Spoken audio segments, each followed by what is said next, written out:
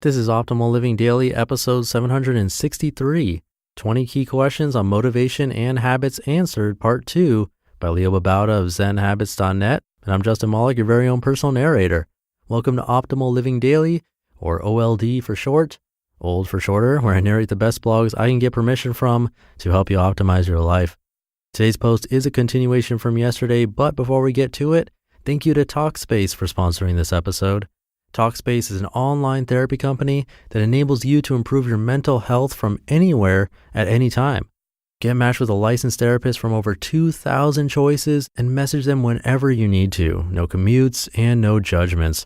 For a special offer just for you, visit Talkspace.com/old and use the code OLD to get $30 off your first month and show your support for the show.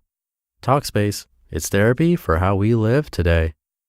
So today's a continuation from yesterday, and it's so long that it'll continue through tomorrow. If you're new here, I'd recommend listening to yesterday's episode first.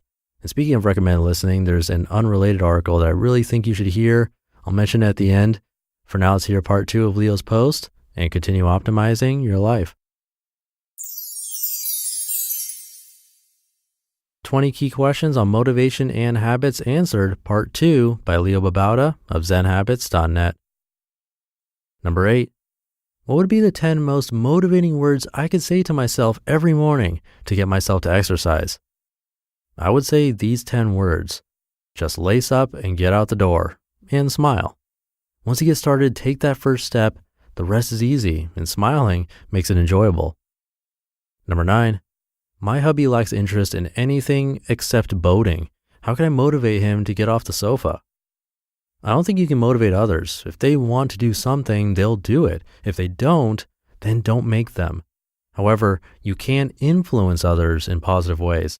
I'd recommend setting an example by doing and sharing how great it is without judgment for what he's doing. If he's happy doing what he's doing, then that's great. If you'd like to do more, then be there for support, but don't push. You can ask for his help as well in your efforts. Sometimes spouses love to help, and that can rub off on them and get them thinking about trying it themselves, or maybe not.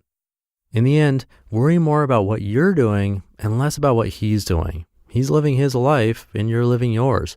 People don't like to be pushed or judged or badgered, but like to be loved and accepted. Number 10, how to minimize tension and frustration with others who are less organized than you are. It's a matter of only worrying about what you can control and accepting that which you can't. You can't control others or their organization level, so don't even try to. This is actually a deeper issue of control for many organized people. They want to control everything in the world around them, and for a long time I was one of them.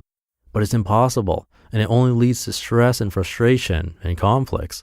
Instead, learn to embrace a degree of chaos, accept that the world is out of your control, and love it. The world is a wonderfully unpredictable, wild, and beautiful place. To learn to let go, every time you find yourself frustrated, stop and breathe. Let the frustration flow out of you and let peace come in. Remind yourself that you don't have to control and love others for their humanness. It takes time, but you can learn. Number 11, what is your best advice on keeping focused on the important when the distractions in our lives are constant? Figure out what's distracting you and how to minimize them, or at least put them in a certain place. Engineer your environment so the distractions are minimal.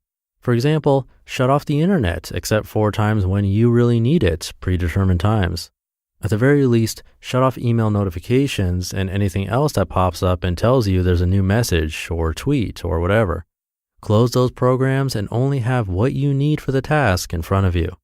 Learn to focus for short amounts of time, say 10 or 15 minutes, then lengthen that time gradually by 5 minutes until you can focus for 45 to 60 minutes at a time or more, and enjoy that time of focus. It's fantastic. Number 12, how do you stay motivated in business when you've never done something before and the results won't show up until down the road? Learn to love the process and don't let your happiness be so dependent on the outcome. Be passionate about the actual things you do them because you love it, and you'll stick with it. The great things that result will be a natural byproduct. Number 13, thoughts on getting unstuck? If you're stuck on a project or task, give your brain a breather or a jolt. A breather could be going outside to take a walk, doing a little bit of easy meditation, focus on your breath as it comes in, then goes out for a minute or two, or doing something fun like a game for a few minutes, like 5 to 20 minutes. A jolt could be some kind of inspiration. Read blogs or books you find inspiring. Look for something others are doing that inspire you to do something creative. And if you're stuck in life, that requires a bit more work, but think of it as an opportunity to reinvent yourself and your life. Take a break from work if possible, even if it's just for an hour or two, but a day or two is even better. Think of it as a necessary work session because it'll help you get unstuck. Take this break as a breather from your normal routine, but use it not just to veg out, but to think, to get some perspective, to take a wider look at your life. What are you doing that you love doing? What can you eliminate that's both unnecessary and unexciting? If you hate what you're doing, can you change it to something you love? Or can you change jobs? Can you automate or outsource things that you don't enjoy or eliminate them so you can focus on creating on things you do enjoy? Make a list of things you like to do in the short term and long term, and then start implementing them one little thing at a time. Number 14, how do you stay away from distractions? Do you do just one thing at a time or multitask in a planned way? I'm a big proponent of single tasking. Multitasking can work in some cases, but most of the time it gets in the way of focusing on what's really important. Multitasking can work for little tasks like checking email and your bank account and Facebook and things like that. But you should set aside time for the important tasks earlier rather than later when things might get too busy.